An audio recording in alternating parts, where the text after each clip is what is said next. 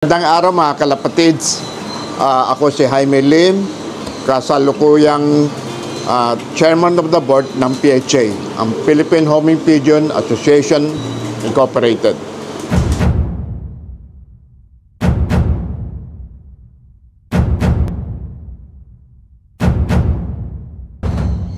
Jaime Lim, tunay na henyo sa pag-aalaga, siya ang modelo.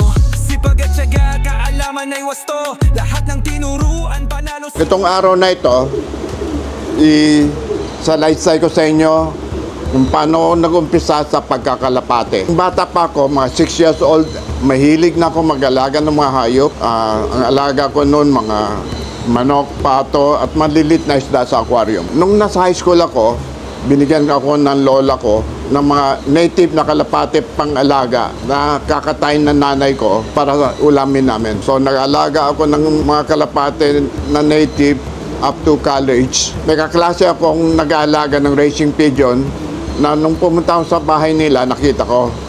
So sabi ko, mas maganda itong mga racing pigeon kaysa mga native. Inumpisahan ko magbili ng mga racing pigeon sa halagang 20 pesos lang noon. Bumibili ako sa Rangke, or may nakita ko may mga racing pigeon na lumilipad sa bubungan ng mga kung sino-sino. Pupuntahan ko, kakausapin ko para makabili ng mga racing pigeons.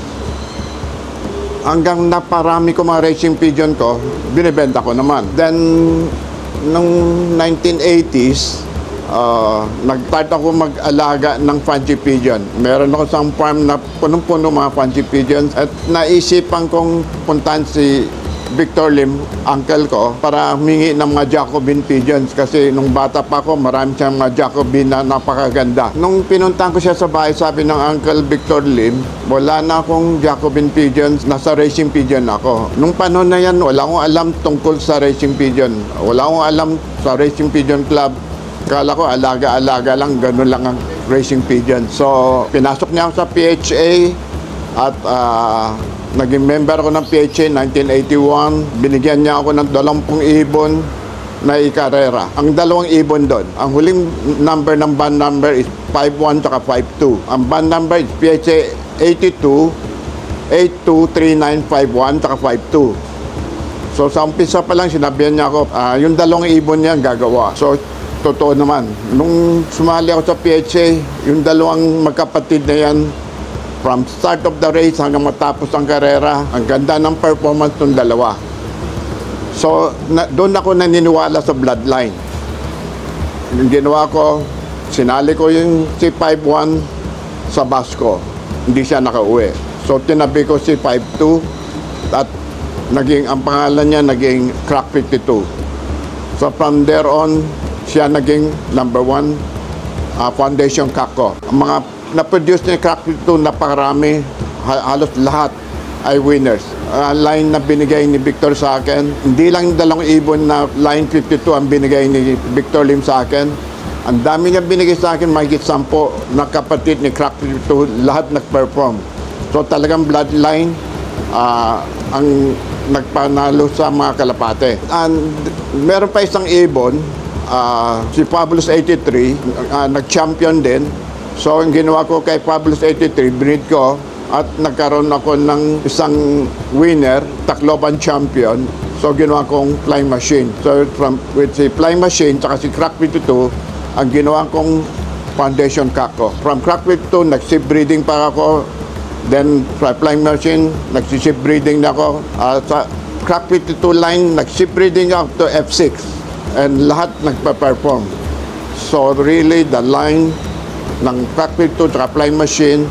Flying machine, ang dami ring nag-perform from mga long distance. Ang Crack 52 medyo nasa middle distance. Ang flying machine nasa long distance. So from the 2 lines, minsan kinukos ko rin at gumagawa. At meron na isang overall champion sa PHA, number 1 overall na tinawag ko Flying 52 dahil isa flying machine cross Crack 52. So these 2 lines ng foundation ko talagang super sa performance. Si Fabulous 83, nung first race ko sa PHA, nanalo siya kagad champion. So akala ko napakadali lang mag-champion sa PHA. Nangyari lang, after that, almost 2 years ulit, nakamit ko yung mag-champion ulit. Hindi ganun kadali manalo sa PHA dahil puro magagaling ang sumasali ron.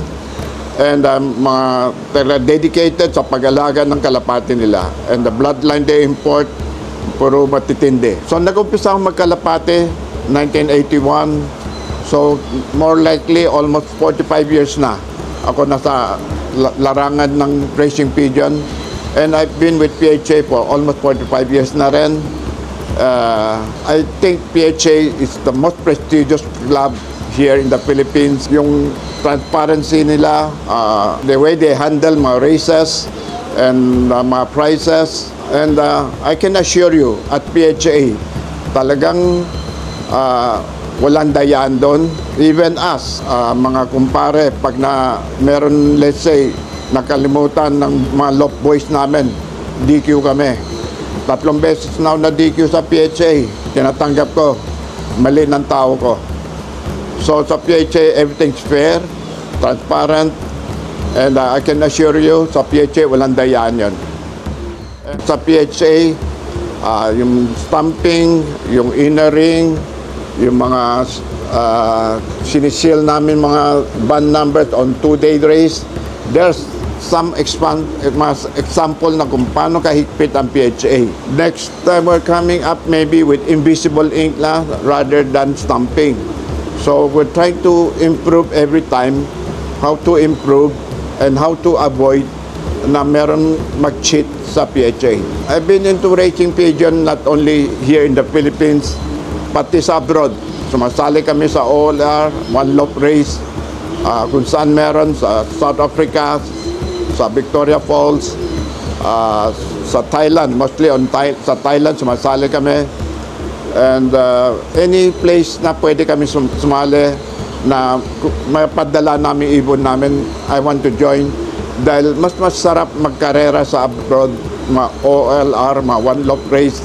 Dahil dito sa atin, ang problema natin, lambat. So hindi ko masubukan ng bloodline ko pag dito ang races. Sometimes nawawala, hindi mo malaman kung nalambat or mahina yung bloodline. So what I did, tinetest ko ang kalapati ko, ang bloodline sa abroad, at sigurado ko na walang lambat doon.